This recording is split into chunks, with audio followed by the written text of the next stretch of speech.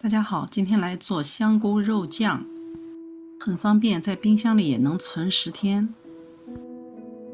这是需要的材料：先把洋葱和泡好的香菇切丁，再把葱姜蒜切末。主要材料准备好了，这是用到的调料。锅中先倒50毫升的油，放入肉馅，不停地翻炒，直至变色。大概30分钟，肉变色了，锅里也会出现大量的水和油，舀出不要。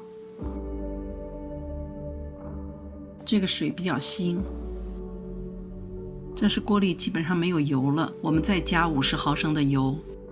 我们把肉馅中间划出一个窝，油会出现在这个窝里，我们用它来炒香洋葱、姜蒜。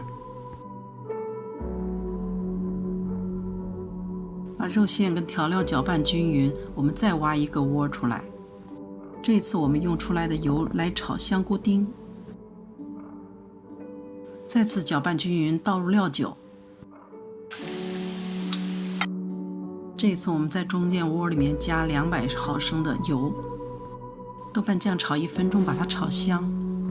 大量的油和豆瓣酱是这道菜的灵魂。加入酱油、老抽和泡香菇的水，然后再和肉馅搅拌在一起。放入八角和香叶，转小火炖15分钟。如果喜欢辣的，可以放辣椒碎，再炖5分钟。这时候肉馅只有油，水分已经被蒸发完了。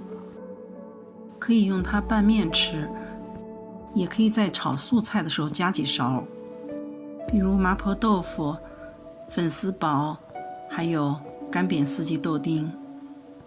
谢谢，欢迎点赞、订阅、转发、留言，谢谢。